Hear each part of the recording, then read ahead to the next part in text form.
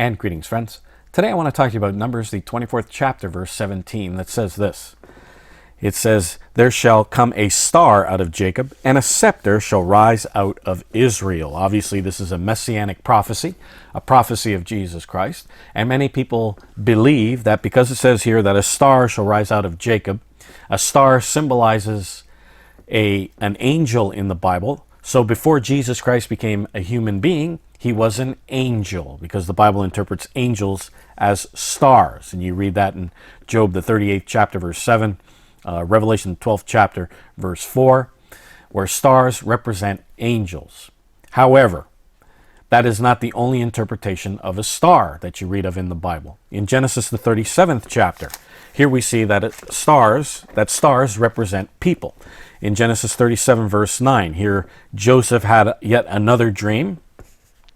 And he said, "Behold, I have dreamed a dream more, and behold, the sun and the moon and the 11 stars made obeisance to me." Verse 10, here comes the interpretation.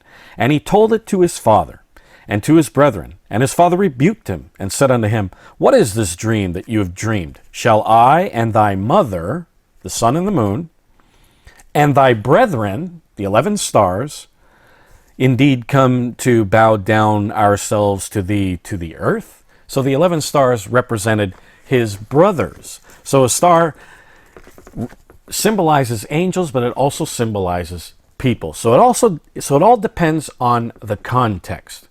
Now, when you look at other scriptures, it's obvious that Jesus was not an angel. Notice Hebrews, the 1st chapter, verse 5. It says this, "For unto which of the angels he said," that's the Father, "he said at any time, Thou art my son, this day have I begotten you." And then again, it says, "I will be to him a father, and he shall be unto me a son." To which of the angels, archangels, which ones, did he say, "You are my son, this day have I begotten you"? And then again it says, when he bringeth in the first begotten into the world, he saith, let all the angels of God worship him." So all the angels in heaven, all of them, he's saying that all the angels have to worship Jesus Christ. So obviously Jesus is not an angel. And then of the angels he saith, "Who maketh his angels spirits, and his ministers a flame of fire. But unto the Son he says," this is the Father to the Son. So we know the role of the angels. They're ministers of flame of fire. "But unto the Son he says, Thy throne, O God, is forever and ever. A scepter of righteousness is a scepter of thy kingdom." So here the Father's calling the Son God. And he didn't call any of the other angels God, but just the Son, the only begotten of the Father. Then notice this, verse 13, it says, "But to which of the angels he saith at any time, Sit at my right hand until I make thine enemies thy footstool." He didn't say that to any of the angels, but to the Son of God.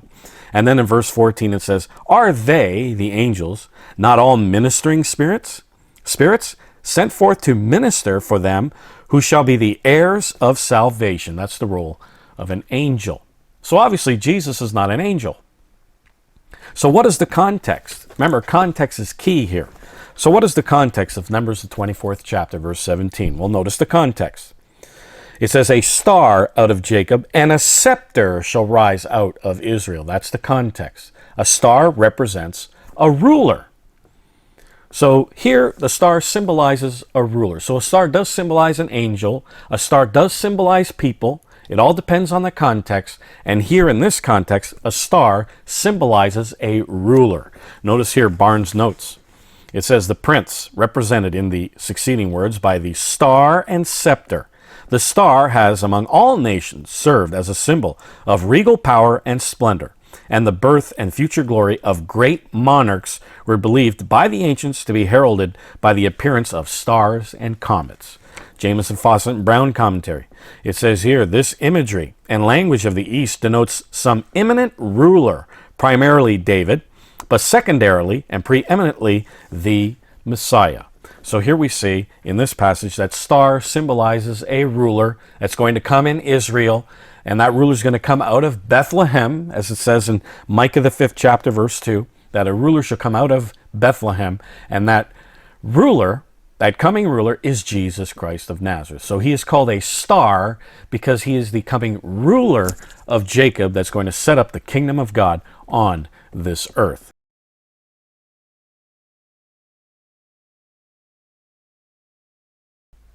What about the angel of the Lord that you read so much of in the Old Testament? Especially here in Exodus, the 3rd chapter, verse 2, it says, "And the angel of the Lord appeared unto him in a flame of fire out of the midst of the bush. And he looked, and behold, the bush burned with fire, and the bush was not consumed." This angel identifies himself in verse 6. It says, "Moreover, he said," this is the angel of the Lord to Moses, "I am the God of thy father, the God of Abraham, Isaac, and Jacob." And then it says, "Moses hid his face, for he was afraid to look upon God." So the angel of the Lord is also God. And then in verse 14 it says, "And God said unto Moses, I am that I am." Now a lot of people argue. It says here he is the angel of the Lord. And then in verse 14 it says that this angel called himself I am that I am. And in John 8:58, Jesus claimed to be the great I am that appeared to Moses. So they say that Jesus was an angel, but this angel claimed to be God himself. How can that be? Is there a contradiction? Well, actually, there is no contradiction. When you look at that word angel, it should read messenger. And this messenger spoke for God the Father, but this messenger was also God himself. How can that be? Well, we read in John the 1st chapter. I went over it with you many times. John the 1st chapter, it says, "In the beginning was the Word," and that word is logos. And in the Aramaic, it means spokesman, because the Apostle John spoke Aramaic. And it means spokesman.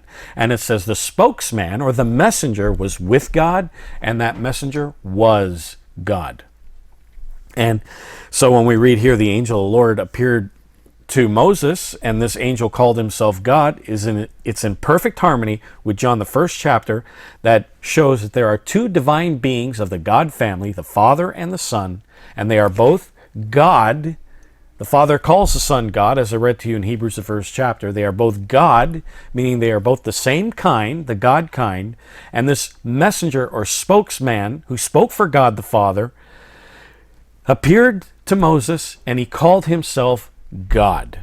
So there is no contradiction here whatsoever. It's in perfect harmony. We also see here in Judges the 13th chapter when the angel of the Lord appeared before Samson's father. And it says in verse 21 of Judges the 13th chapter, "But the angel of the Lord did no more appear to Manoah and to his wife. Then Manoah knew that he was an angel of the Lord. And then Manoah said to his wife, We shall surely die because we have seen God." The angel of the Lord was God himself. This angel should read messenger. The messenger of the Lord, the spokesman, appeared to Manoah, and that spokesman was God, as it says in John the 1st chapter, verse 1. Now it's interesting that Jesus Christ himself said in John 5:37, it says, "And the Father himself, which has sent me, hath borne witness of me. Ye have neither heard his voice at any time, nor seen his shape." How can that be? We just read here, Manoah saw God, the angel of the Lord, the messenger of the Lord.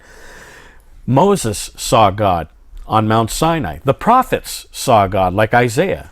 Isaiah said in Isaiah the 6th chapter, "I have seen the King, the Lord of hosts." Who did these people see? If Jesus Christ says here, "You have neither heard his voice nor seen his shape at any time," who did these people see? They saw God. They said they saw God. Who did they see? They saw the messenger, the angel of the Lord, the spokesman who was with God and was God. The God of the Old Testament that spoke to the prophets, that said, "Let us make man in our image after our likeness," was the one who became Jesus Christ of Nazareth in the New Testament. That Old Testament God who gave the 10 Commandments to Moses was the one who became Jesus Christ of the New Testament. They saw the spokesman. He spoke for God the Father, and that spokesman was God himself. He was the same kind as God the Father. And God the Father, and as I read to you in Hebrews the 1st chapter, calls the Son God. And why are they both God? Because they are both the same kind, the God kind. Just like my son and I are both human. The Father and the Son are both God. So the spokesman was with God the Father, and the spokesman was God. He was the same kind as God the Father, as we read in John the 1st chapter, verse 14. That Jesus Christ is the only begotten of the Father. Only, mono meaning only, and begotten is genes, meaning race, stock, kind, family of the Father. Jesus Christ is the same kind as the Father. And we see angels are called the sons of God. We are called the sons of God, but we are created sons. Jesus Christ is the only begotten. He is the only one of the same race as God the Father. He is the only begotten of the Father, and that's what makes him different. He is the same kind as the Father, and this is why the Father can call him God. So to say that Jesus Christ is an angel is a very large biblical misconception.